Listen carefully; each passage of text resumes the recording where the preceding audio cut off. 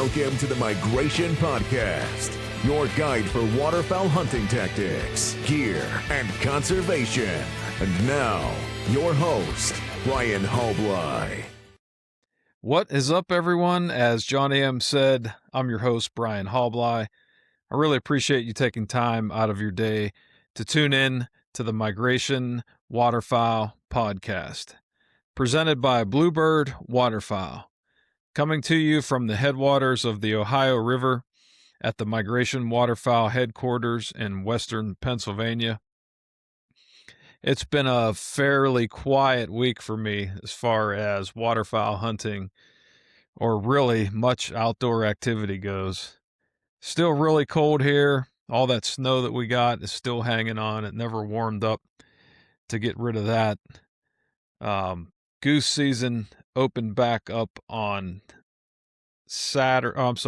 last Friday, the 30th. And I have not been back out for goose. Any of you longtime listeners know that I'm mostly a duck hunter, but I will partake in some goose hunting occasionally. I don't have anything against it. It's just I really like the duck hunt, and that's where I focus my energy and my time off. But we've got at least 2.5 weeks left. I think this late goose season goes to the 21st of February. So it did get into the 20s the last couple of days, and I noticed a couple of spots on the local creek have opened up. And there's been a bunch of geese hanging out there. So may get a hunt in on Saturday with my friend Jesse. We talked about it a little bit today. It's going to be the coldest day of the week. Of course, we finally broke out of the teens in the single digits and got into the 20s this week. But it's going to be a high of, I think it's 14. Let me look up the weather here just so I got an accurate. Yeah, Saturday is looking for at a high of 14, low of -1. Let me get an hourly. See, Saturday morning at 7 a.m. it's going to be 6 degrees. It's going to feel like -7, northwest wind at 8 miles per hour. So definitely going to have to bundle up for that one. But the good news is that's a close spot to home. And normally the goose hunts on that creek are over fairly quickly. They'll hang out there in the morning and then they'll leave late morning to go feed somewhere. And I've got permission on a spot on that creek. And we usually get a couple of volleys at the different flocks because there's usually 3 different groups spread out about, I don't know, maybe a mile or less on that creek system. I'm sure there's other groups, but I just keep an eye on like the main areas, the main channels that I can hunt on around my area. So it'll probably be a quick one if we do go. And it's always fun to keep getting out there even in this late season, but definitely not a priority. So sorry for all you hardcore goose hunters out there. Hold your hate mail. Like I said, I enjoy it when I'm doing it. It's kind of like turkey hunting. I enjoy hunting turkeys and chasing them when I'm doing it, but honestly, I don't think about it outside of turkey season. I don't get fired up about it. I've mentioned it before, living in the kind of rural suburbs of western Pennsylvania. Either I've been super lucky or the turkeys are just not as smart as the ones that don't live in this type of environment. And I've heard stories from my friends that hunt them in the mountains of Pennsylvania and some more wild places that they're a lot more wary. And don't get me wrong, I've had some toms outsmart me many times around here, but I've killed a lot of them. And I don't mean to say that sound like I'm bragging, but I've just had really good luck. And I think it was one of those things that, Dad wasn't a turkey hunter, kind of like he wasn't a duck hunter. Growing up deer hunting, mostly small game, some upland birds. When some friends invited me to go turkey hunting later in life, I went out. I'm pretty sure I had some success. I don't know if it was the very first hunt. I can't remember, but it was within the first couple of hunts, and it was. I kind of convinced myself that it was kind of easy, and then I shot a bunch more mature birds after that fairly quickly every season. And it's just one of those things. It's like the harder you got to work for something sometimes is the thing that you get really attracted to.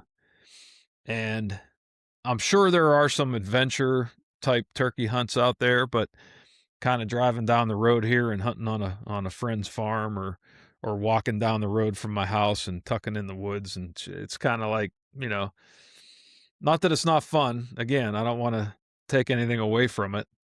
It's still a wild bird. It's still a respectable game, and I've got a lot of respect for the wild turkey. But I think when stuff comes easy, I don't think it becomes so endeared to us, if that makes sense. It took me a long time to kill mature bucks regularly, so that kind of built that passion and setting those goals and wanting to get to that level. And it took me a while to do that. But turkey hunting, it came a little bit easier, so I think that's why it's not a priority on my list. Doesn't really have anything to do with goose hunting, because it's not like goose hunting has come easy, but I just like the duck hunt more. So I talked in a lot of circles there to say that I'm still probably going to go out Saturday for a goose hunt. So I know most of you have had your seasons closing by now. I hope you've all had a safe and enjoyable season. It's been mixed reviews from my friends around the country. Some people have had great seasons. Some people have struggled. Some have had a mix. Pretty much, I guess, what you would expect. But this flooded corn stuff has gotten wild on social media, hasn't it? As I've mentioned before, I'm kind of a I should say social media is a necessary evil for somebody like me trying to promote content and a brand. And I'm not a huge consumer of social media. I check in with it. Most of my time is spent creating my content and marketing my content. I'll message some friends now and again, but I try not to spend a whole lot of time consuming social media. A lot of it's unhealthy. Fortunately, I got onto social media way late in life. And I think it was when I started working for Pennsylvania Bow Hunting Magazine, and I took over as editor there. And that's when the digital age started to come around, and I kind of by default got locked into being the social media director, or whatever you want to call it. And I never really had Facebook. Of course, at my age, the internet wasn't even around when I was a kid, so I didn't have any of this stuff growing up. But I don't do a whole lot of personal stuff on social media. I don't know if that's good, bad, or indifferent. It's just, I think, my my age and my stage in life, and like I said, it's a necessary evil for the digital age and trying to promote your brand and your content. But I don't know. There's a lot of good to it as well. I don't want to downplay it too bad, because I've met some really great friends through social media and through this podcast and all the content I've been able to promote there. But I don't know. There's a lot of other things. I spend a lot of time outside. I like to tinker with stuff. I've always got projects going on.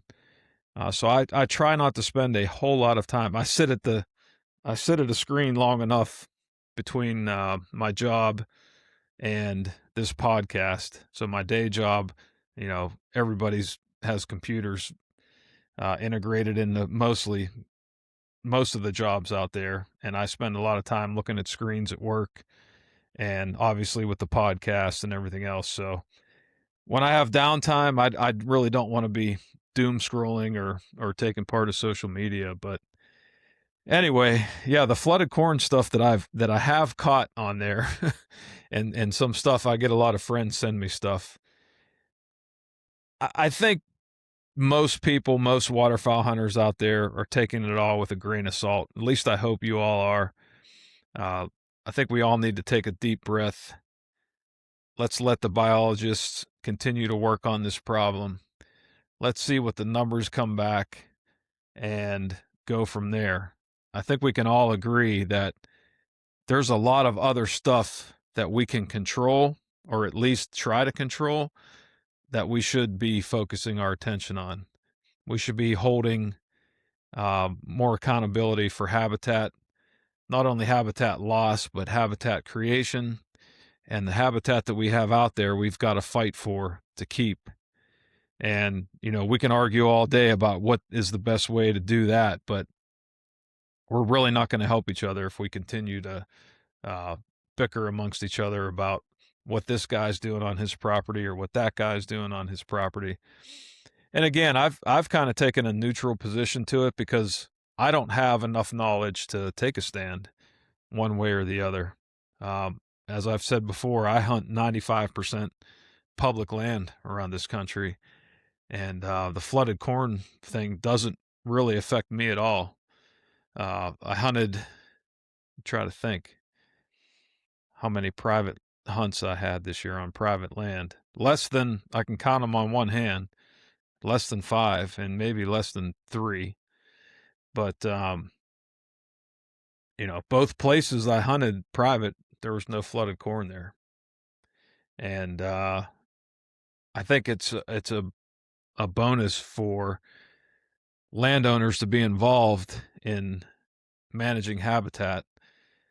We want to keep these ducks healthy and happy and send them back to the breeding grounds healthy and happy so they can make more ducks. So I don't think there would be any benefit of shutting down. Now, the baiting thing, that's debatable. I don't really have a stand either way. It does get sticky when the law tells you, well, you can't take this bag of corn and dump it out here and hunt over it. But you can take this bag of corn seed and plant it in the ground and have it grow and do this and whatever is considered normal agricultural practices. And then that gets even stickier when people say, well, there's nobody flooding their cornfields for normal agricultural practices. So that's all well and good. We can all debate that and have a conversation about that. I just don't want to see this bickering between waterfowl hunters, brother against brother, sister against sister. We have to focus our efforts on the more important things, I think. So just keep that in mind. I'm not saying you don't have an argument or that your experience is not valid, because I'm not there. Like I said, I'm not in Louisiana. I'm not in Mississippi. I'm not hunting the full season that you guys are seeing out there. And I believe you're all telling the truth. I just know that there's more to the problem than just what we're each individually seeing. And this isn't an issue just confined to duck hunting. I hear this from my deer hunting friends. And there's always people every year that are like, there's no deer left. Leasing is destroying deer hunting. Baiting's destroying deer hunting. This, that. And again, I hunt a multitude of places. Now it's kind of the reverse on the deer hunting side, with my time being limited and the effort that I put into deer hunting has declined since I've ramped up my waterfowl hunting. So most of my deer hunting is done on private land, but I still hunt some public. I still get to see driving around that there's deer everywhere. And when I hear these people say, well, there's no deer where I'm hunting, it's just like the duck hunters that say that. And again, I'm not saying it's everybody, but you'll run across people that'll hunt the same tree stand for deer that their grandfather hunted. And there's duck hunters that do the same thing with their duck blinds. They're like, there's no more ducks landing in front of this duck blind. Okay, well, that doesn't mean that there's no ducks or that somebody shot them all in the state to the north of you over flooded corn, it could have just changed. Animals change their behavior. They change their movements. They change their migrations. So just keep that in mind. Take that with a grain of salt. I don't think anybody's out here. And I've seen some guys have a lot of fun with this. And I try to be lighthearted about it. I laugh at both sides of it because there's been some funny stuff posted from the people from Louisiana, and there's been some funny stuff posted from the Northerners, or the Yankees, as we get called sometimes. And I try to be lighthearted about it. I think we're all, for the most part, good people and want the best for the resource and for each other. But just remember that. Just keep that in mind. So I don't have a whole lot else to report to you this week, so I'm not going to ramble on here like I normally do. I know you guys are going to miss that this week.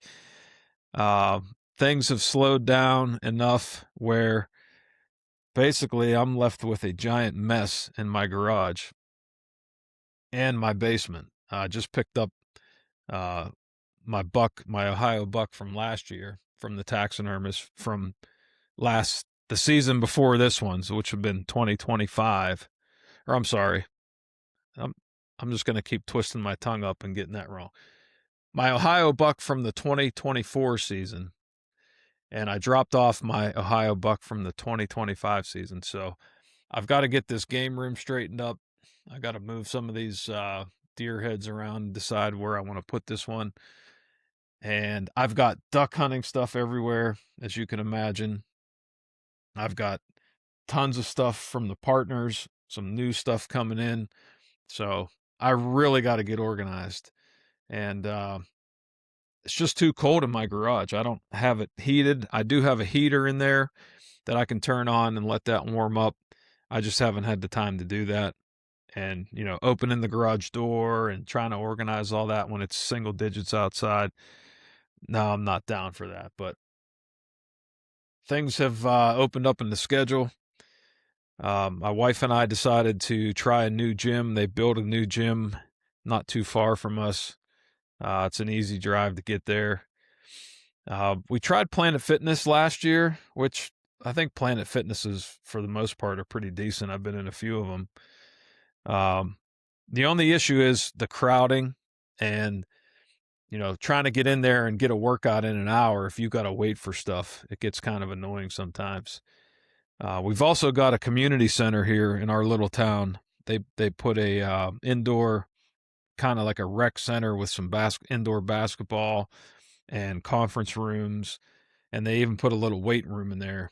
And that was kind of fine for a while until people started to find out about it. And that's a really small gym. So it got to be the same problem, waiting for equipment. But this new gym's called Anytime Fitness. I think they've got a bunch of them around the country now. It's like twice the price of Planet Fitness, but it's not terrible. It's like $30 a month for each of us. But that kind of helps cut back the crowds a little bit. They raise the prices a little bit, but it's not, excessive. So you'll have a lot of people going to Planet Fitness because it's only $15. Anytime Fitness is a little more expensive, a little more of a commitment. The nice thing is you can go, it's, as the name says, anytime.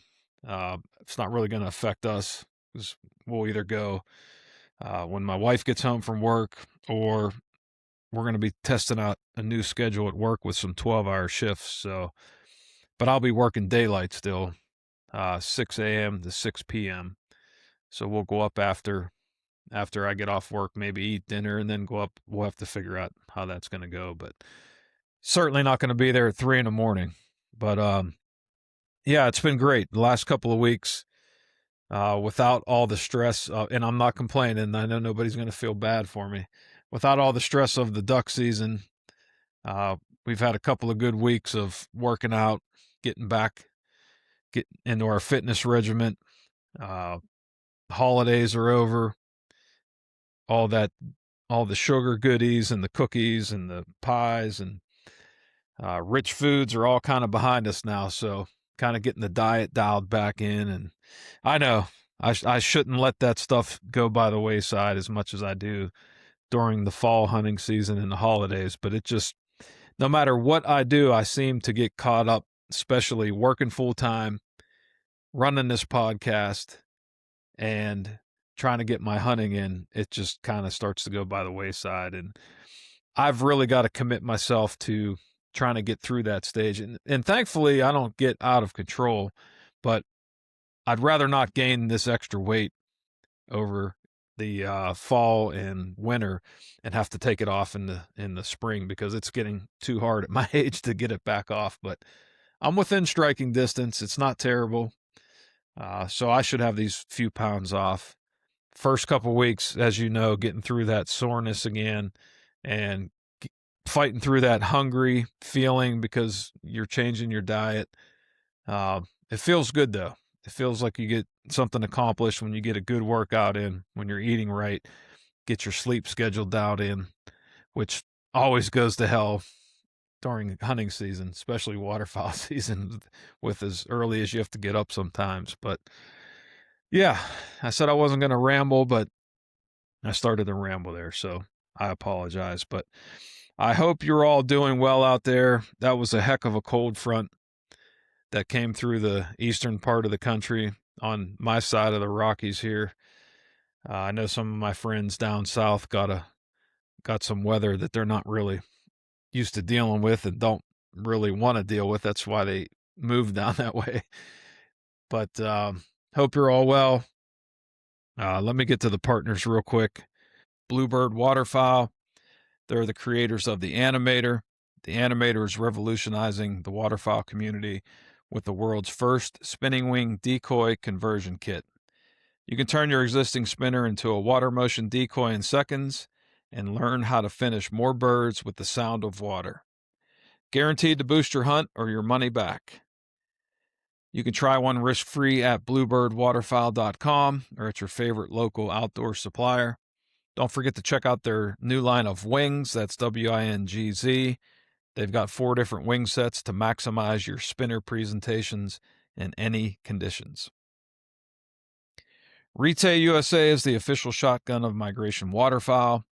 Rite has reinvented the semi-auto shotgun. Their barrels are deep bore drilled, not hammer forged, so they're dead straight. Their factory lengthened forcing cone funnels shot smoothly into the bore, which dramatically reduces pellet deformation. Rite's put over 20% more pellets in the kill zone and give you over 67% better shot-to-shot consistency. They're also built to last, no plastic receiver components, and they have a black chrome finish. Better built barrels, better shooting shotguns. Check them out at riteusa.com or your local Rite dealer. Rig 'em Right Outdoors, they're the producers of the most well-designed and well-built products tried and tested by the most heavily seasoned hunters on the planet. Their mission has always been and will always be to design, build, and supply the most innovative and high-performance hunting products available at a reasonable price. When you're all in the need of some decoy rigging, decoys, blind bags and packs, dog accessories, blinds, chairs, or stools, check them out at rig'emright.com or your favorite local outdoor retailer. The Duck Hole and Company, attracting feathers together. They're a full-service habitat company located in North Carolina. If you have questions about waterfowl habitat or need some work done on your property, contact them through any of their social media platforms at the Duck Hole Company. They can also fix you up with golden millet, also known as the duck buffet, and the best bang for your duck. Flight Day Ammunition. Flight Day Ammo was born in the heart of the Mississippi Flyway in west central Missouri. Founder Ben Myers and his family have duck hunted this region of the country for over 50 years. Ben's passion for quality ammunition led to the development of his own brand. He utilizes the best components in the ammo industry, which provides unmatched quality, patterns, and lethality. I'm excited to announce that they are also going to continue the partnership with us through 2026. I'm super excited about that. I had a great season, using Flight Day ammunition, my first 100 plus duck season, and I'm really looking forward to using them again this season coming up and seeing what else they've got on the horizon. I've been shooting the revolutionary max payload steel rounds, and I've been extremely impressed. Ben also offers TSS rounds, and he can special order some bismuth rounds if you need some for an old shotgun or any other special applications.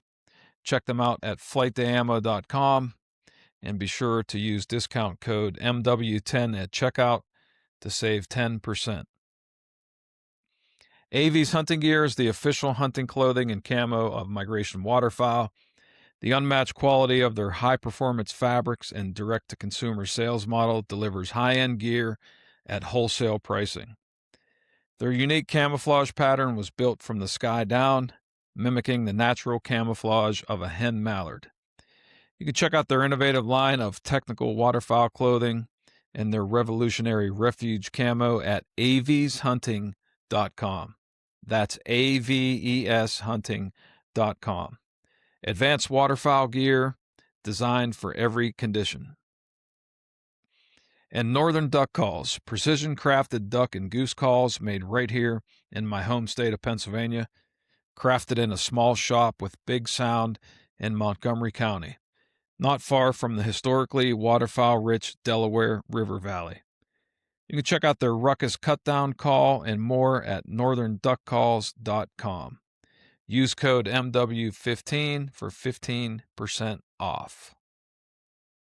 On this episode of the Migration Waterfowl podcast, I welcome Jordan Fromer to the show. Jordan is a hardcore waterfowler from Indiana.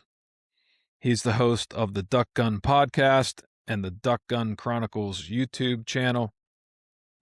Jordan also started Duck Gun Wild Seasonings, developing seasonings blended specifically for wild game.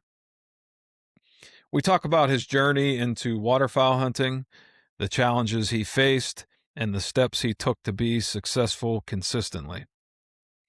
We discuss his epic waterfowl adventures and projects, including the Timber Queen, an old wooden houseboat he turned into a traveling duck camp to chase the duck season openers down the Mississippi River. Stay tuned. I think you're really going to enjoy this one. Thank you to God for blessing us with another opportunity to get together for another episode.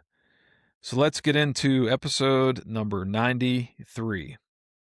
Welcome back to another episode of the Migration Waterfowl podcast. Appreciate you all coming back and joining me today. Got a special guest, Mr. Jordan Fromer. How's it going tonight, Jordan? Oh, man, it's going great. It's going great. How about you? I'm doing well, with the exception that duck season's over. That's but true. Other than that, doing pretty good. It's super cold here, as I'm sure you're feeling the same stuff where you're at. Yeah, we were actually on a goose hunt tonight, and man, I was standing in the river, and it was freezing. Yeah, forgot the thermal socks too. That's rough. I had the same experience on Saturday on my last duck hunt. I was on the river here in Pennsylvania, and it was just bitter cold. Yeah, it's fun because it gets you some cool situations, like hunting ice holes and snowy conditions. So it's like, man, I love the cold, but you definitely have to be a little tougher this time of year than you are in October. I would say September, man, but there's some other things you got to deal with. I almost think I'd prefer the cold over like the heat and mosquitoes that we deal with in early season. Yeah, for sure. So there's probably not a whole lot of my listeners that haven't heard of you, but if you wouldn't mind taking a second, and if you wouldn't mind taking a second and doing a quick intro and anything you want to tell the listeners about yourself. Sure. Well, my name is Jordan Fromer.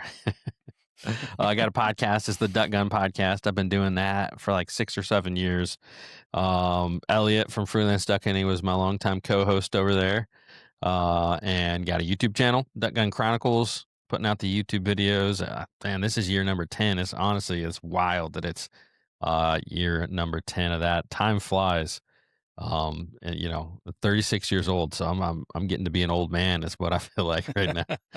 And I have a seasoning company, Duck Gun Wild Seasoning, which has been a lot of fun the last couple of years. I really, it's only been like 14 months that I've been running that, but it's been hugely successful as well. So that's yeah, having a blast. And I've been full-time content creator for the last like almost 2 years now. So it's Wow. big steps in that direction too. So it's been a blast, man. It's been an awesome season. It's been an awesome journey to get where I'm at now. How old is your oldest child? My oldest child is 7. Okay, so duck gun is like your first baby then. You've been doing That's that true. that long. That's wild. Yep. Yep. Now I'm second guessing myself. Maybe she's 8. That's bad. It's Like you easy to said, time do. flies, man. It's like I feel Yeah. like she should be like 2, or 4 or something. But Mhm. we look back at old pictures like, man, I can't believe how the time's flown. So Yeah. yeah. Yeah, it was like Duck Gun was my first baby, I guess. That's I will say I think I care a little bit more about my children though. Oh, of course. Yeah, for sure. And you recently added another one to the family. That's true. Yeah, December. So it's been a busy what, 2 months, I guess. Wow, or I guess it's 3 months in February 1st. So it was Mm, December 1st. I had an awesome, let me tell you, man, I had an awesome hunt. Scouted out, planned out. I was sitting in the woods. I was marking with one of my buddies, and geese were just cupping in, and there's ducks and geese. It's like an ice hole in this creek that doesn't freeze, and we had some cold conditions coming in. And we actually just got done with like that morning. Man, we had a banger. We shot like a 5-man limit on the river, so the birds were in like crazy. And so I text my dad. I'm like, "Hey, man, like we got this. I got this awesome hole lined up. You ready to go in the morning?" He said, "Yep." And so my dad doesn't get to go on as many hunts as me, so I'm always excited when I can get him on one. sure. And so I had to text him at like, I don't even know. It was like 1 in the morning. I was like, "Hey, my wife's water broke. We're headed to the hospital, so no hunt in the morning." So, but Yeah. I'm not complaining, man. Healthy baby, healthy Awesome. wife, and we'll beat him up another day. That's got to be the thought, right? Yeah, for sure. Yeah, I forget, I think it was Elliot that described your wife like, the ultimate wife or something. What was So that what was that he adjective he said labeled her?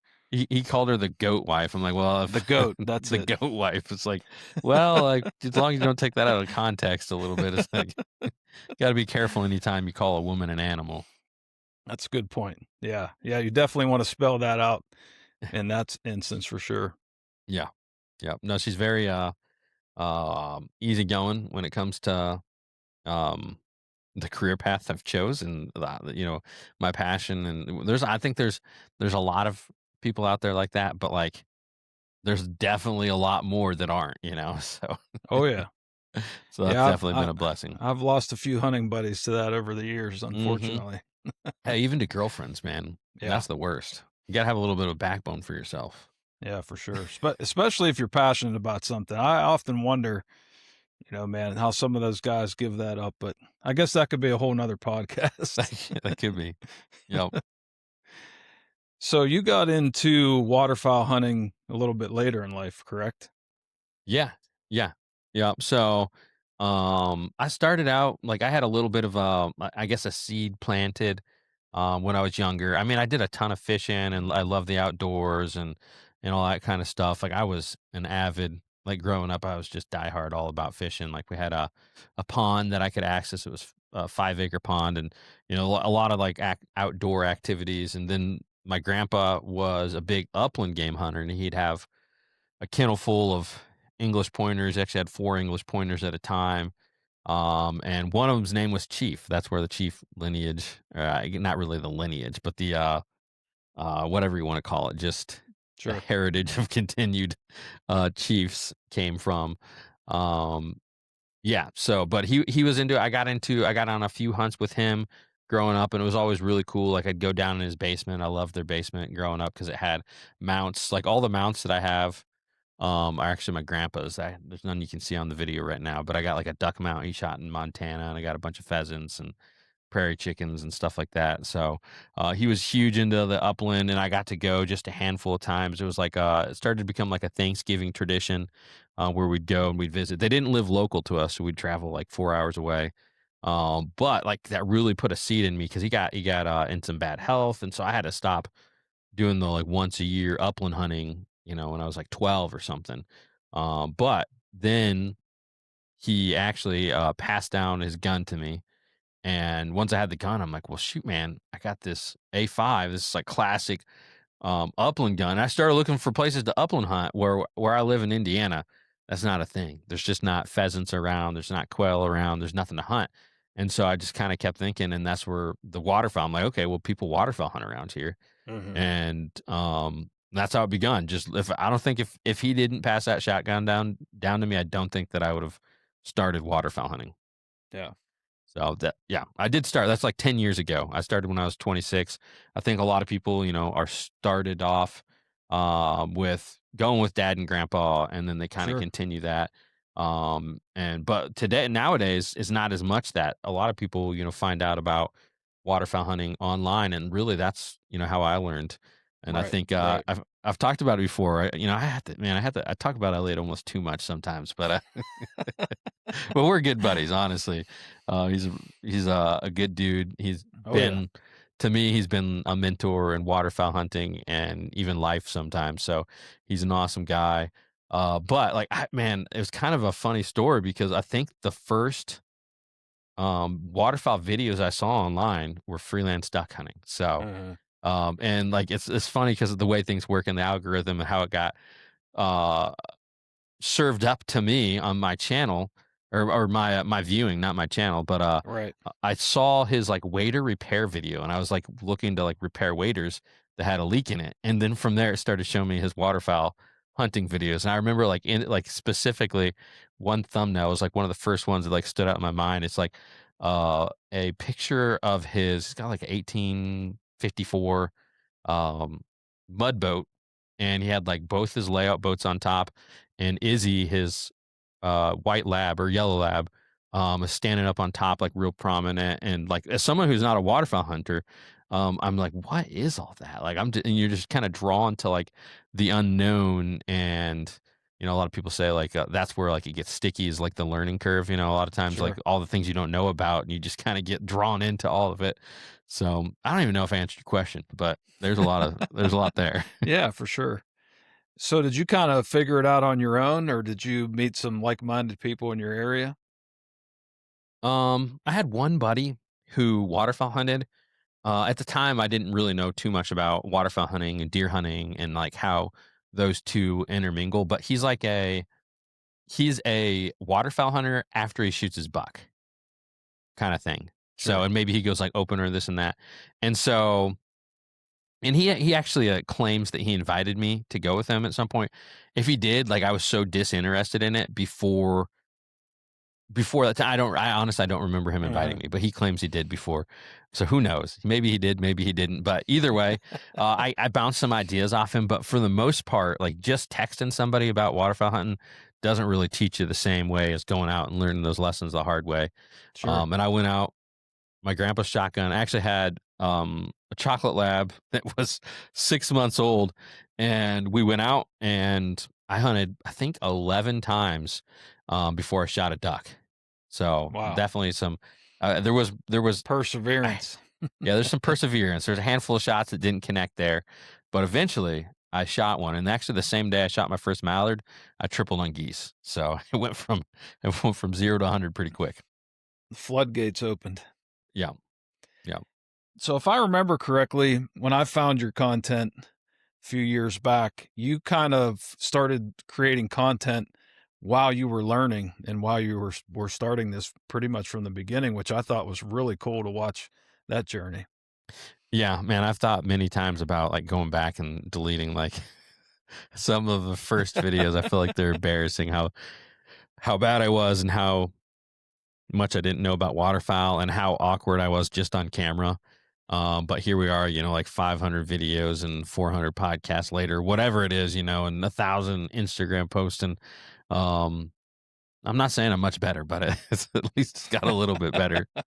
And I don't, man, it's such a weird thing to think about that I decided to film like before I even know how to waterfowl hunt. Like it's from the beginning. I was filming everything. I took my camera, put it on a tripod and put it behind me. I had like off-brand GoPros with terrible footage and like I said, pretty awkward on camera, but I just kept doing it, kept sticking with it. And I don't, there's nothing extra special about me, but I'm just that, I don't know if you want to call it stupid or smart or like I just, there's no quit. And I just kept filming and kept editing and kept putting out videos and until it kind of caught. Yeah.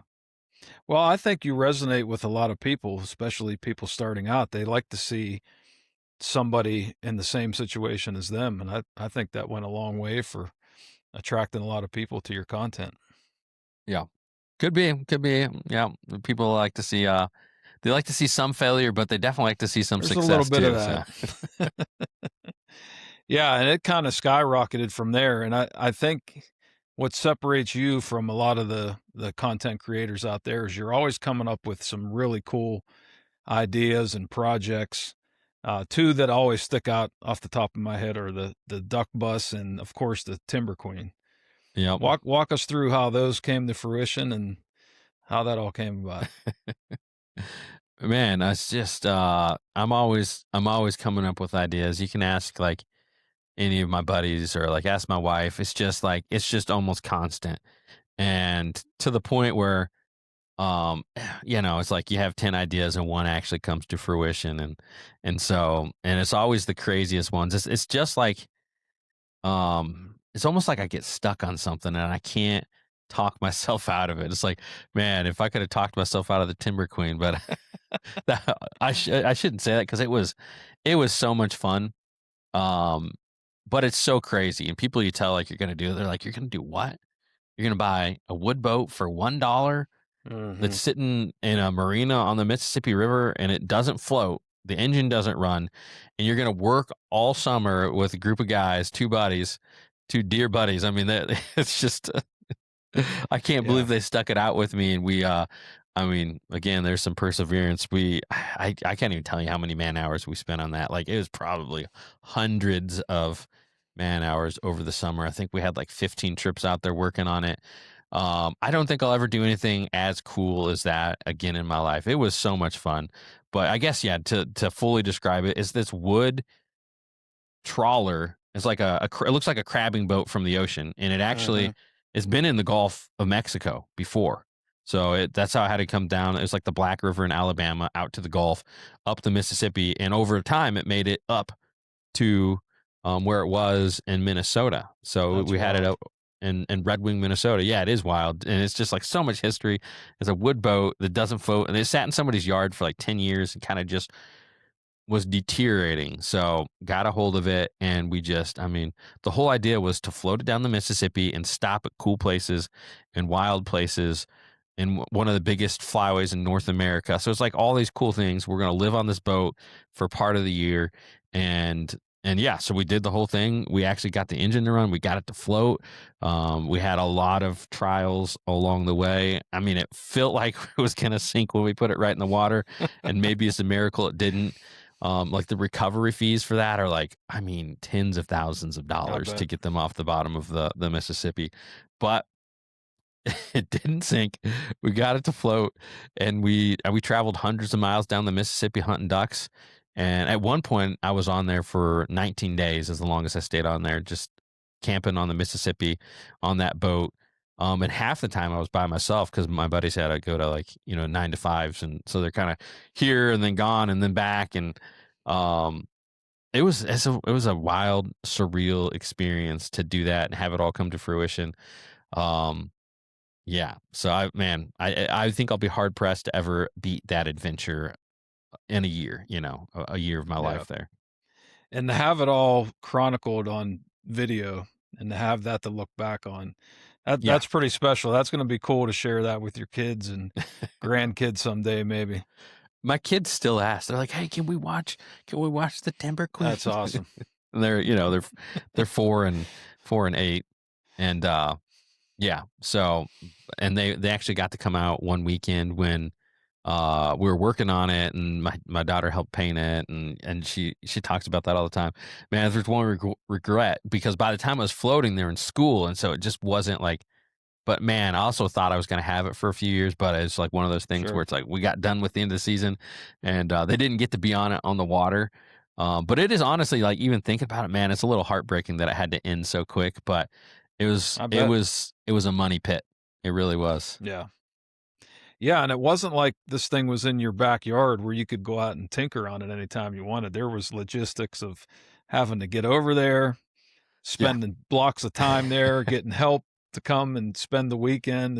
And I got to tell you, man, I was never a doubter, but when you first posted that video, I'm like, man, this is going to be a project. Oh, man. I'm interested to see how this one goes, but I was rooting for you, and I just enjoyed every step of the way, and that I was really appreciative that you filmed it all, because that was really cool to see. I bet living it was just even better. Yeah. It's almost like, man, it's almost hard to believe that was real, but yeah, it was a little blip. It came there and was fast, but it's like you said, that first video, man, there's a light shining through all the planks in the bottom of the boat. Right. But it was a blast. Yeah. What do you think your favorite memory was for that? Can you pick one or a couple? Oh, man. I don't know. I mean, favorite memory, honestly, like we're waterfowl hunters, and that's like what we do. But even like the whole process of like getting that thing up and running was a lot of fun. It really was. So like just being on there. I mean, there's like favorite memories. There's like things that really stick out. Like putting it in the water the first time was like, I don't know if you can call it a favorite memory, because it was so like intense. Yeah. We were supposed to like slowly be backed off the trailer. I don't know what happened, because I'm in the bottom, and I'm in the bilge, like, to see how much water's coming in, and it's like there's not even anything stopping the water from coming in the boat. That's what it felt like. And and so we come off the trailer, and I don't know what happened. All I hear is like a bunch of like banging and noise from up top, and then people yelling, and I'm down in the bottom of it trying to film it. And I I don't know what happened, but like we must have got hit by the trailer or something somehow, and came off. And I get lunged forward, then I come out of there, and it's just like mass chaos. And there was a guy there that had, oh, what do you call it? It's like a miniature like tugboat almost, there to help us if we needed it. And he blocked us from like just like running, because nobody, like, the engine's not started, nobody's at the wheel, and we were about to run into another boat. He ran in there. That's actually what almost knocked me over, is because he blocked us from hitting the other boat. He sped in there and blocked us. And then we're like, hey, what do we do? He tried to get us back on the trailer. We're like filling up with water, and he took us across the marina, across the bay, and just shoved us up in the mud. And so we're just shoved up in the mud. And like the way a wood boat works is you got all these planks on a wood boat, and when they're on shore, they dry up and they shrink. When they get in the water, they expand. And then also we put an unbelievable amount of M5200 marine grade caulk in there. If I could tell you how many thousands of dollars of marine grade caulk I bought, I don't even know, but it was like, it had to be somewhere between, I'm going to say it was roughly like $4,000 worth of caulk or something stupid. Yeah. And it's one of those things, man, where we burnt through my budget pretty quick and then beyond. So Sure. But it was just, that whole experience was kind of crazy. And then we have bilges running, and we had sub humps running and spitting water out, and you just keep the water flowing out and keep the water on the boards. Everything swells up. And then eventually we got to the point where it was like they wouldn't run all the time, so we could pump the water out and then be sitting there for a little bit. But they shoved us up in the mud so we wouldn't sink while that happened, while everything expanded. And then he came and pulled us out the next day, and we were on our way down the Mississippi. It's incredible. Yeah, it's wild.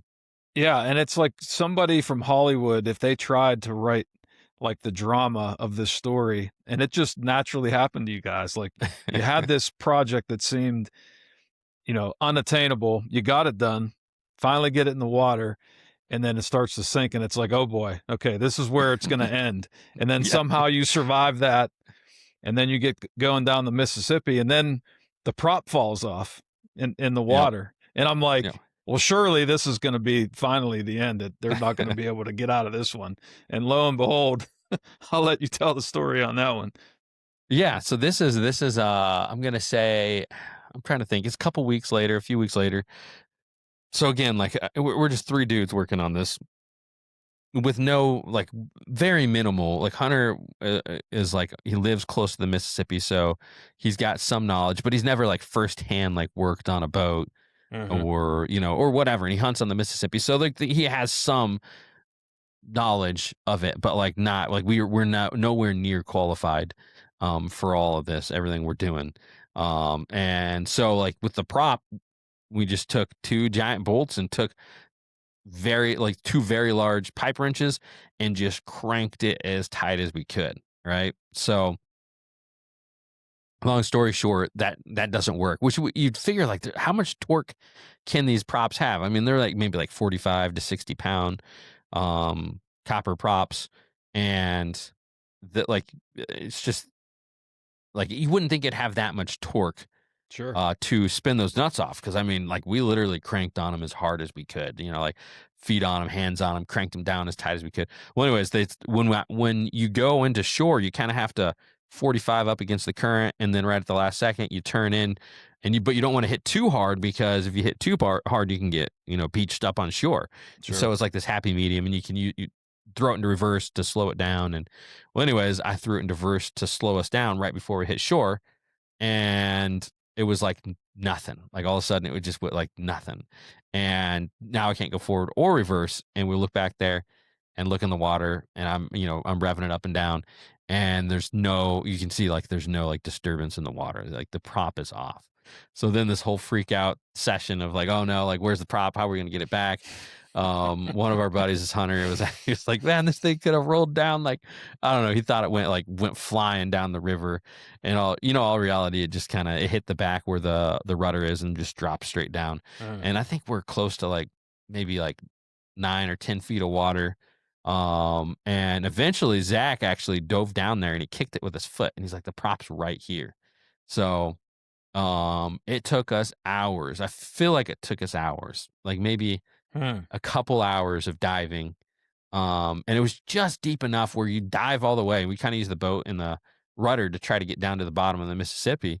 But like you get down to 10 feet, man, that's about all the time you got for air, Right. For the non-experienced diver. I'm sure like somebody that's efficient at that would have like no problem staying there a lot longer. But for us, it didn't feel like we had much time. You get down there, it's dark and murky.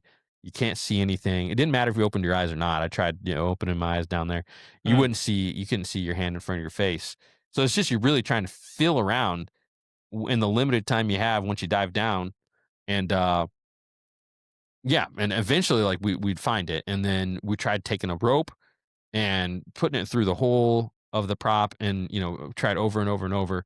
And finally, after 2 hours of doing it, we got a rope around it and got it up, and we're able to pull it out of the water. So it was an ordeal. And then even like, so the way you're supposed to have it, I'm trying to remember the lingo here, but there's a special type of a nut that you have on there. And man, it's like a castle nut or something. What'd you say? Castle nut or something. It's not a castle nut. That's not the name of it. But it's like a thin one that goes in the front. It has something to do with the torque. And I can't remember. I can't remember even how it worked, but if I saw it, I'd picture it. But there's just like this small nut that goes in the front of it, and like we were stranded. We had some guy come from Marina and pulled us off, and he took us upriver to his travel lift. We pulled the boat all the way out of the water. And then we tried to put the nut on there, and it was the wrong size nut. We actually got it from one of the guys who we met along the way, the other guy who had the service boat out there. And I drove up there. Did I drive up there? I can't remember, because we didn't have a vehicle, so I don't know how I got it. But and then like, it didn't fit. And so then this other guy from the marina like drove us into town to the shop. And so it's like a lot of this stuff didn't make it on video because there's so many things that were happening. But I mean, again, like it was like miracle after miracle. We got all the proper stuff and we got the prop back on and we were back in business. Yeah, and you met some interesting characters along the way. You had the Oh one yeah. guy, you did a full podcast with him. He seemed like a real interesting fella. Yeah. He was really cool. I've talked to him a couple times. Um, there's not too many times you meet somebody in life where it's like you feel like they have your best interest in mind too. You can like completely trust them. Mm-hmm. That's And really he's cool. one of those guys. And is Dwayne? No, is it Dwayne? I think it's Dwayne. It's not Dwayne, but it's really close. Really Yeah. close to Dwayne. Dwayne. I can't remember his first name now. But yeah, he was an awesome dude. Riverman through and through. He lived on the river. He works on the river. Spent his whole life on the river. So he knew his stuff. Yeah. So you kept a running total. I remember the chalkboard in there. What was the final hunt that you did on there, and where were you at? If you want to disclose the location. Sure. Yeah. Um, yeah, we hunted in Mississippi and Iowa and the Wisconsin area, up and down the river there. Um, we started in Minnesota and ended in Iowa. But I think, man, we actually had to cut one of the legs short because there was so much apparent damage on the bottom of the boat, on the keel where it goes to the rudder, that I was worried that if we hit something, it would be the end of it. Mm. And it very well could have been. So we ended up not going as far down as we wanted. We wanted to do a bunch of diver hunting, kind of closer to Hunter, and we really would have beat him up there too. But you know, some at some point I had to like, man, this is the limit. But we had really good success on there. I think it was 166, something like that. 166 birds killed on it from beginning of teal season through That's awesome. middle of waterfowl season. So that was, pretty dang solid for, I mean, the average hunts out there probably 3 or 4 guys. Yeah. Yeah, and there's quite a bit of development on a lot of that river. It was really cool to watch how many kind of honey holes and different places you were able to find along that stretch. Yeah, there is a lot of development, but there's also like a lot of wildlife area too. It's the Upper Mississippi Wildlife Refuge, and Mm. I think it spans like 250 miles. Wow. And it's not like the whole thing's refuge, but there's like plenty of, like, I don't know why they call the whole thing the refuge, but because there's refuges there where you can't hunt, and then there's places in there obviously where there's no houses. But like outside the railroad tracks there are houses, but like inside of it, I guess, is the refuge, and there's a bunch of like really cool marshy type areas all through there. Yeah. Yeah, what a epic story and adventure. And so you got it out of the river, you pulled it out for the last time, and that Yep, was yep. kind of the end of that story. Right, yeah. So I got it out and I had it sitting at a marina there, right on the edge of the river. And I'm paying for a slip for it to sit there. It needs a bunch of work. It's like you said, it's like 6 hours away. And um, you know, my wife's pregnant again. I'm like, I can't do another year of this out on the river. I had to pull the plug on it, and I hated to do it, man. I hated to do it. I bet. But it was definitely like, I mean, there's like a sentimental attachment to the whole project, the whole experience. And it really was tough for me to do, but I know I made the right choice because it was just, it would have been a bunch of time and a bunch of money, um, put into something that has value, but is not monetary value. It's not, Right. I couldn't turn around and sell it for a wad of cash. But it's valuable because it's like, it feels like it's a piece of history. Oh, It it's feels, priceless yeah, yeah, to all have those that to things. have that experience. Yeah, but I don't have a priceless, wallet to just Budget, be like, right, right. so I had Get to it. I had to go ahead and cut that. But it was really, really, really hard to do. I definitely had some messages from people like, "No, don't sell it." It's like, I can't help it. Yeah, send me a couple $100,000, I'll keep it going for you. Yeah, yeah. You ended up Another go another ahead. time in life, I might have kept it rolling, but it wasn't. Yeah, just wasn't the time. So Sure. So somebody ended up buying it off of you, right? yeah, Yeah. Okay. yep. They Very cool. it's not in the water. I don't know if it'll ever go back in the water. It might have been its last journey, which, kind of feels special. we gave it one last whirl. They say a wood boat has a soul. I don't Sure. actually believe it has a soul, but I understand Right. the sentiment behind Sure. it. But obviously, like inanimate objects don't have a soul. But like I understand, like there's some type of connection. I don't know how to explain it. I think they're cooler, definitely, than like a fiberglass boat. Yeah. So yeah, but it's days on the water, unless somebody really wants to put a lot of money into it. Sure. That's not really a lot, but they have to put a good amount of money into it to get it seaworthy again, and feel safe about it. But it might just end up being like on someone's deer camp, or who knows where it's going to end up, or maybe it'll sit in the Yeah. marina it's sitting in for till it's completely deteriorated and gone. It would be really cool if somehow that thing could find its way to like a museum and you could have like a bunch of photos and like a little Yeah, display and people could see everything that went into that. Cause man, what an experience. That's all I could say from watching from afar. I can't even imagine yeah. living it. There was actually a museum that reached out and had thoughts on it, but I think that it was like I had to have like like six people agree on it, and I'm like, I got to get this thing out of here and sold, and I think museums and stuff like that kind of move really slowly. So Sure. Yeah, I bet. there No there doubt. was a brief moment where I thought it was going to go in a museum, which would have been even crazier. Yeah, so similar to you, I got into waterfowl hunting later in life, not until my 30s. So I've only been waterfowl hunting, I say only now, but it's been 15, 16 years. And I'd never owned a boat for waterfowl hunting. I've had fishing boats in my younger years, but that kind of inspired me a little bit watching you go up and down those rivers because here in Western Pennsylvania, we've got three really big river systems where the Allegheny and the Monongahela form the Ohio. Okay, And I've okay, hunted up and down all three of those, mostly from shore or kayaking some of the backwaters, but I've never had a dedicated duck boat. Now, I'm certainly not doing any type of project like you took on, but that inspired me to get a boat, and I'm going to start exploring, doing a lot more river trips like that. there I'm you I'm go. looking forward to doing that It'll next open up year. some stuff for you for sure. I'm a boat guy. I love it. I've had small John boats. I got like a wooden fiberglass sneak boat. Once you get a boat, it really does open up some stuff for you, and helps you get back to where other people don't always get to, and I Sure. think you'll enjoy having it. Yeah. I think there's just like that adventure that's tied to it that takes the trip to the next level. You're not just duck hunting. It's like even in a kayak or a canoe or something, it's like you're setting off in this water on this grand adventure. And I probably over romanticize it, but I just love it so much. It's like you get out there and you just feel like you're like the first person like going down here and doing this. Yeah, It's pretty Lewis and cool. Clark. Yeah. Yeah, for Yep, sure.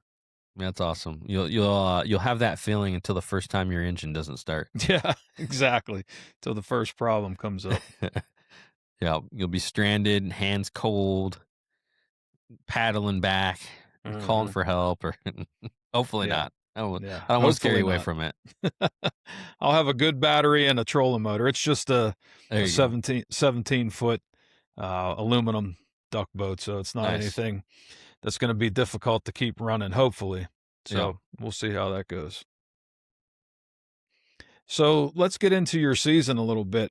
You had a lot of success this season. I was fortunate to cross paths with you in the Central Flyway. We hunted a Yep. couple days together and Yep. kind of walk us through your season progression, where you started and Yeah. Yeah. So my goal is to like hunt as long as possible. And it really started, it's kind of when I first started waterfowl hunting, it's like you're waiting for that date to come. You're waiting for like duck opener. And a lot of people talk about it like it's, uh, Christmas or whatever, Christmas Day for a duck hunter is opening day. And so when I heard that, like, because I think it was like a couple years in or something, you'd see these posts on Facebook of people duck hunting. I'm like, it's not open. How are these people duck hunting? I didn't realize like it opens up at different places across the country, and this Mhm. and that, and so you kind of like learn that. It must have been probably my second season. You learn it pretty quick, and so that got the wheels turning. I'm like, well, like if they open up a week early in Michigan, then I should go up to Michigan. And then you realize the zone above that opens the week before that. And so next thing you know, I created a series that's kind of been a staple of the channel, that I called Chasing the Opener. And, go up to, it started out with Michigan. I'd go up to UP and travel all the way down. Well, you can take anything to extremes. And the extreme level of that is if like August 15th is when, early season honker opens up in North Dakota. So I'm like, okay, there's my earliest I can start hunting. And then latest that I know of is actually locally, our geese go till February 15th. So anything I could do in between that to keep on the hunt is what I did this year. And so I mean that's what I've been trying to do, just extend the season and have a lot of fun doing cool adventures and getting after the birds. So North Dakota early season honkers, honestly, that's that season's a grind. A lot of driving and scouting, and early season honkers, you know how they can be, where they don't have like a locked in pattern in as much as what it feels like. So yeah, it's definitely a little bit of a grind there, but we ended up having some success in North Dakota. And then I'm trying to remember, after that would have been like September 1st, where, all the seasons really open. You got like early teal, you got early honker, you got dove. And this year I stayed home for our early honkers. I had been traveling a lot last few years to get on the blue wings, which are a ton of fun, but so is the early honkers. I mean, I don't know if it's hard to pick which one I would pick if I only could pick one. And luckily I don't. I can, pick year to year what I'm going to do. And do you do any dove hunting? Yeah. Yeah. I've got a farm down the road here, buddy of mine owns that. They're always thick in there and it's a lot of fun. Yeah. So I really love the dove hunting, especially like we have a bunch of silage fields. And that really brings in the doves pretty good. So get on that September 1st as well, and then just off to the races. And through September, usually like we'll try to get to, if you do like the non-resident North Dakota, we can get out there for some duck hunting pretty early too. They usually open up like end of September. But yeah, and then from there, it's just chasing the openers, whatever opens up from, Michigan to we open up in Indiana. So yeah, it's been an excellent season. And I think even like later in the season, like November, man, we were already freezing up and hunting ice holes. I mean, we hunted an ice hole out in Kansas too. What was that, November? I can't remember what time of the year that was. Was that October? Yeah, it was like 2 weeks before Thanksgiving. Okay. Yeah, that's right. Yep. So yeah, it's been a great season all the way till about January. And now we started to struggle on our late season honkers. Do you enjoy the early season honkers more than the late season? I don't think so. They're kind of smellier and stinkier in early season than like late season. They almost feel like clean and pristine when you pull them out of an ice hole, opposed to like a muddy kind of dirty, dusty bird in September. Yeah. Excuse me. Do you have any favorite moments that stand out from this season? Oh, favorite moment that stands out. You talked about like projects. One project that was really fun this year, and I know you're is there like a nickname for truck bed camper guys? Like they call like people that have a converted school bus, they call them schoolies, right? You're a schoolie, like you have a schoolie. Yeah. But anyways, you're and we're not about that van life, so we'd have to come up with something. Yeah, I don't know. There should be a name for it. But you do the truck bed camping stuff too, and I kind of just got into that this year as like a cool way to like easily do it, which like I already have a bus, I already have a hot tent. At this point, like it's just not out of necessity, it's out of like, I don't know, boredom or like creativity or a combination of the two. Just try something new. But I built a truck bed camper, and so that was a fun way to do like some of the like closer trips where I'm like 3 or 4 hours away from home. And just like on a spur of a moment, I have, the truck bed camper ready to go. And actually, the project this year, I literally I looked at them, and it was like I looked on Facebook Marketplace. Like the next day, I went and grabbed it for like a bargain price, went to the store. It didn't fit my truck, which I didn't, I knew it wasn't going to. So I had to like build like this frame and attach it, and then like I did that all in the evening, and literally zipped out to the national forest and was camping right along a marsh, out there, just out there, in the middle of nowhere, which is really cool a lot of times to be able to be out in just these wild places with like minimal to no human interaction, just For me and my sure. dog hunting waterfowl. So that was something that was really fun, and I did it. I don't even know. I did it a handful of times, and the hunts weren't like overly successful, I would say. But we're shooting enough to have fun. But it wasn't like I was banging out limits every day. But it was a fun experience going out there camping in the woods, right along, right along the marsh, and walking in on these hunts and shooting like a mix of wood ducks and mallards. Yeah. So I don't know if that'd be my favorite, but it was a cool experience. So are you to the point now, and I imagine after your project, because I'm to the point now, my wife doesn't even like bat an eye. Like most husbands, if they would just show up and tell their wife, I'm going to drive across the country and sleep in the back of my truck, they'd be like, you're going to do what? Yep. My wife's just like, oh, okay. Be Yep. careful. Have fun. Right. Doesn't even bat an eye anymore. Yep. Yep. It just comes with the territory. Just like you said, it's just luckily I think we both have wives that put up with it, and and we get to do our crazy adventures, and For sure. yeah. Well, we must be doing something right at home when we're here. So That's true. at least I hope so. Right. Yep. Or something wrong. Maybe they're just, ready for us to be out. They're like, finally, That's a good point, some too. peace and quiet. So you obviously end up having a ton of duck and goose meat that you have to deal with. And you found a really interesting way to take care of that and share that with others. Kind of talk about how the duck gun wild seasonings came about.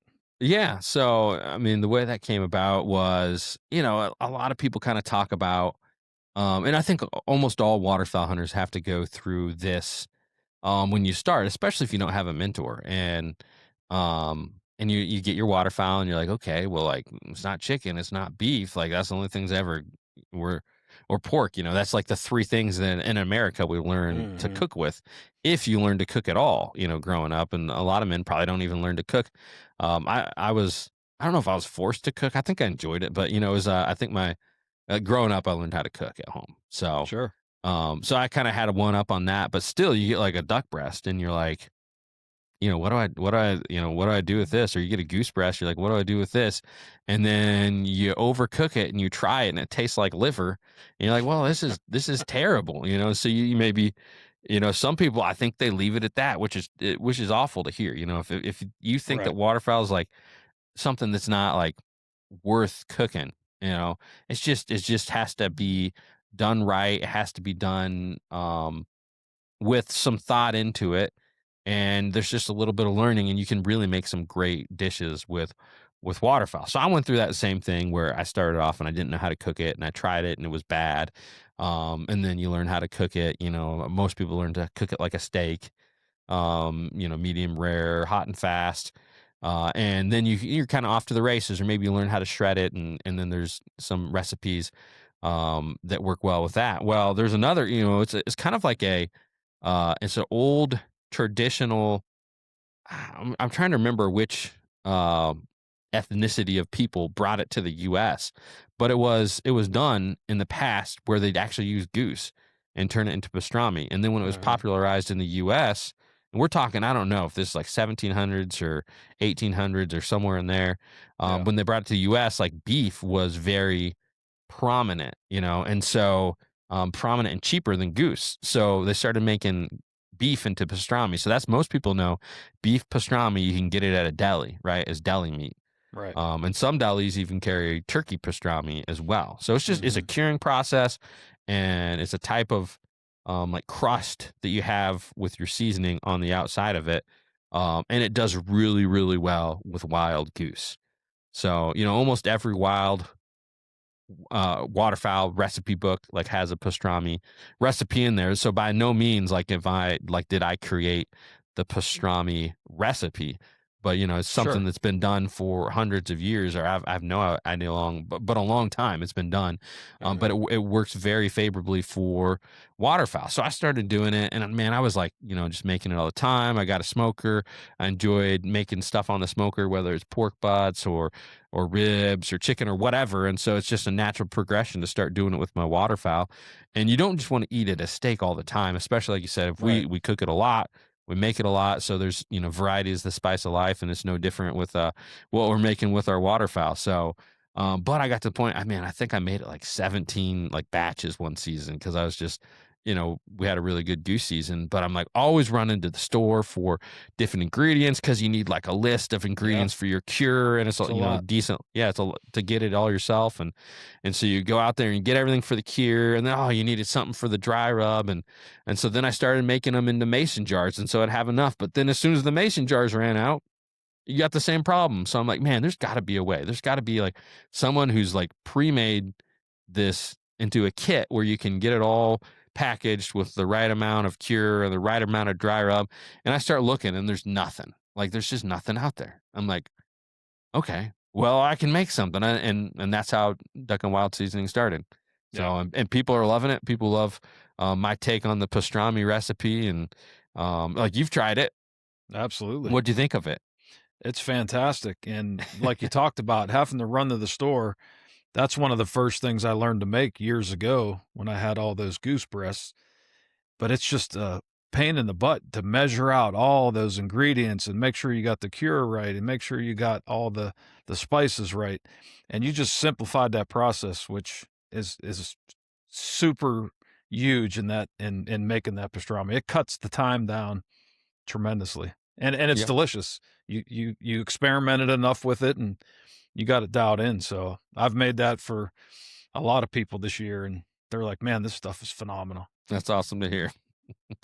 Yeah, it's every day, man. I'm getting messages from people saying how much they enjoy it, and a lot of people, I think it's just that, like you said, it solves the convenience issue, where if someone sees it, they think it's complicated and it takes a long time and this and that, and it just takes some of that out of there, where they have that first step. They have everything they need for the cure, they have everything they need for the seasoning. They got video tutorials where it's like a minute long video tutorial that they can watch. They got written instructions, all that. So it's like it makes it easy enough that the average person can do it. Sure. And like you don't have to have a smoker. Smoker is definitely the best way to do it.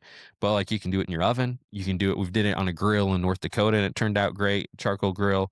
So it's just broke down barriers and made it easy for people to do. And like I said, it's a shame when people think that waterfowl can't be delicious, because like the pastrami is delicious. Not only that, but there's plenty of other recipes that you can make if you just take a little bit of time.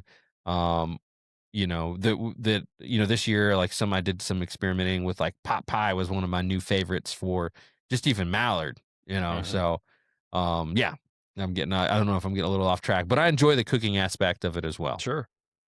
Yeah, I like those little recipe videos you do, because even like with the pastrami, people think, oh, I'll just have pastrami and I can only use it this way. But there's tons of applications you can do with that. Like the one that I tried that I really liked was the Arby's take on the beef and cheddar, but it was the pastrami and cheddar. The goose, we call it the goose and cheddar. Yeah, that was really good. So Yeah, it's neat to come up with ideas and the spice it up and have a variety, like you said. Do you have a meat slicer? Yeah. Okay, the meat slicer's that's a game changer too. You can do For it thin sure. with a knife, but it's a little more tedious than just putting it through the slicer. The other one, man, which is a favorite in my house, is the French dip. My daughters ask for that a lot, and I need to make it for them again. But I have not done that. I did it just slicing it with a knife. I think it'd even be a notch better using the meat slicer and having like deli style I think so. goose. Right. Yeah, I think I told you one of my favorite ways is to use sharp provolone. Get some good crusty bread, and get some. They make like a horseradish sandwich sauce. Yeah. Oh yeah. That's really good too. That sounds good. just a different way to mix it up a little bit. Now I wish I didn't get skunked today. Have some goose pastrami in the future, but we'll have to keep after them. Yeah. Now you've expanded that line of seasonings a little bit. You got something else that you just came out with too. Yeah. So we got the wildfowl seasoning as well, which is kind of like your all-purpose. Um, I mean, you can use it for anything. Like as far as like you could use it for any type of waterfowl, like ducks, divers, geese, all that kind of stuff. We even sprinkle in our eggs, like if we're out there on a duck hunt, cooking in the blind or whatever. So yeah, it does. It's just it's a good way to kind of have an all-purpose seasoning for your waterfowl. Last year I came out with the turkey pastrami kit too, which is Mhm. it's uses the same cure, but it's like a different flavor profile, more like a classic kind of taste than like the waterfowl one is like a cracked black pepper with a kick of cayenne. Mhm. So it really, that one will knock your socks off. It's got a little pizzazz to it, which is great. And then like the turkey one, which like you can use them interchangeably, but it's just kind of like designed to match kind of like the bird you're eating. Like the turkey's kind of like it's a really white meat, and so it almost feels like it deserves a more like classic kind of taste to it Right. than like Right. having the goose where it's cracked black pepper and a kick of cayenne. It's just so we got both those. We got those pastrami kits, and then we got the wildfowl seasoning, and the next one up, which is not out yet, and who knows, it should be out by season. I keep messing around with it, but I'm coming up with um, a Mexican style seasoning as well for waterfowl. One of Oh, my favorite nice. ways to make is like fajitas are great with Mhm. waterfowl. Yeah. I do like all the queso mix, and we did like 7-layer nachos, and like all those deserve like a seasoning that is specifically designed for waterfowl. So Sure. I've been working on it. I just can't get it to the point where I'm ready to release it because like once you get it done, you're ordering like hundreds of bottles, so it's like you can't Mhm. change it. You got to have Right. everything, Right. and you like there's a lot that goes into it that you don't think about ahead of time. Like you got to For send it sure. off and get nutrition panels made for your bottles. So it's like it's not like I can just like release it and be like, you know what, I need to tweak it a little bit more. So I'm working on it, and what was the name I came up with? Foul Fiesta is going to be the name of that one. So Nice. Nice. we're working on it. I think it'll be out. My plan is to have it ready for next season. So I got to make sure it's right. Yeah. Looking forward to that. One thing I noticed, not just from watching your content before I got to meet you, but spending time in camp, man, your mind's always going. The creative stuff that comes out of you, it's impressive, and you come up with some good stuff. So it's motivating for me to try to keep my content going a little bit There you better go. and taking it to the next level. Well, anytime you put me near Elliot, I gotta, I don't know. Like I'm like the Energizer Bunny around Elliot. So Yeah. Yeah. So what's next? What do you got coming up? Anything exciting for this year, or you kind of just gonna see what well, it's comes? yeah, it's there's not like a whole lot. It's like we got till February 15th. I mean, I think we get to this time of year, it's really easy to be like burn out a little bit Mhm. on waterfowl season. And so, I was kind of dealing with that a little bit. Like it's just, I mean, you hit it so hard, you're kind of ready for a little bit of an ease up on it, but it's hard to Yeah. stop. Just for whatever reason, the same way I get stuck on like things like the Timber Queen or whatever. But so we're gonna grind it out to the end. But man, January's been a struggle. It's been I think we were talking today. It's been our worst late season I think in a while, which is weird just with how cold it is. But it's like Mhm. these cold snaps and snow and like just really inconsistent weather. So it's been really hard to put a pattern on the birds. And we've had multiple hunts where it's like we were planning to go out at like a certain time from to feed, and like a lot of times geese feed twice a day, and they'll feed at like 9:30 to like 11, and then they'll go back to the water, and then they'll come back at 2:30 to 5 or whatever, and then like we'd plan, okay, like it was last Sunday we're going to go out after church and hunt the evening feed.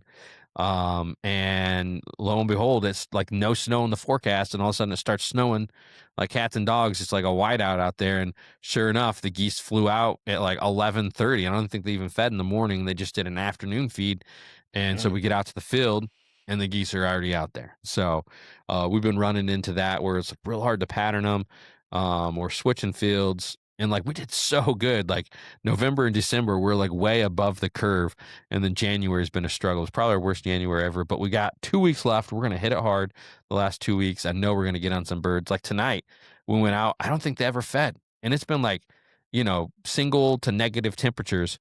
And it's just like crazy, like I was driving around before the hunt and like I look out and there's a lake. It's completely ice covered in snow. And I see geese laying on the ice, like no open water, just laying out there, heads tucked. And so it's like, the geese are kind of, seem like our patterns are hard to get. I don't think they fed until after shooting light tonight. So we sat on the river hoping that it was a cloudy, cold day, hoping they went out to the feed and that they were going to come back before into shooting light, for an evening river hunt. And they never left the river till 20 minutes after shooting light tonight. So, that's part of the game. If it was easy, we probably wouldn't enjoy it as much. There's something to the struggle. There's something to embracing the suck a little bit here and there and standing in a river and freezing conditions. And when it comes together, it feels that much better. So, we're going to keep it up for the next 2 weeks. And then we'll be done. So, but what's next is like turkey. I love turkey season. Look at me wearing my turkey camo shirt. Ready to go. A new turkey camo shirt that I got. I love the turkey hunting too. And then this year, there's something that's new that I don't always do. Is I'm going to be hitting the expos pretty hard. So I hit up a handful last year. But yeah, I'm going to be, if you're going to expos, there's a good chance I'll be at pretty much everyone I can be. So I think I'm signed up for like 10 weekends of expos this year. So that'll keep me busy through the off season. Yeah. Yeah, absolutely. Yeah, I'm definitely going to Memphis again for Ducks Unlimited. Okay. So I got a booth there. Yep. And I'll probably try to make a few more. But I'm trying to avoid the like this time of year ones. There's a big one in Harrisburg, Pennsylvania that's not far from me. I swear every time me and my buddies go there, we all end up with the flu. It's just like big petri dish that time of year. It's crazy. I think it's a big show. It's fun to see. I'm on the waiting list there. I tried to get in there. Yeah. Yeah, that's a big one. Yep. Well, I appreciate your time, Jordan. I want to give you a chance to plug everything you got going on. Tell everybody where they could find your content and your seasonings. Cool. Appreciate it. Yep. I'm glad to jump on here and talk waterfowl hunting. If you guys want to follow along anywhere, I got Duck Gun Chronicles on Instagram, Facebook, TikTok, YouTube, and then Duck Gun Wild Seasoning. I think that's just on Instagram and Facebook.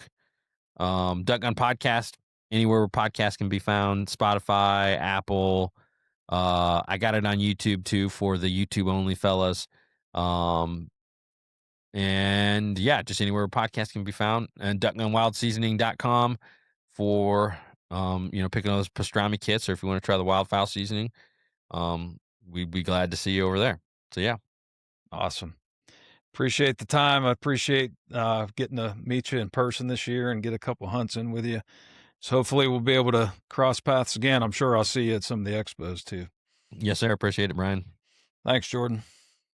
Huge thank you to Jordan for taking time out of his day to join me on the show. And thank you all for tuning into this episode. I really appreciate it. Be sure to follow us on Facebook, Instagram, YouTube, and TikTok at Migration Waterfowl. We also have a Facebook group for the podcast. Please join us there as well. You can see my hunts throughout the season, along with many other videos over on the Migration Waterfowl YouTube channel. Please do me a favor and subscribe to the channel while you're there. Lots of great content coming that way throughout the rest of the year. If you want some Migration Waterfowl merchandise, you can find it at Printify. If you Google Printify Migration Waterfowl, you'll see the link to the store. Or you can find the link in our social media bios. It's migration-waterfowl.printify.me. You can check out our shirts, hoodies, thermoses, coffee, and more over there. And now through the end of February, 10% of everything we sell will go to Delta Waterfowl.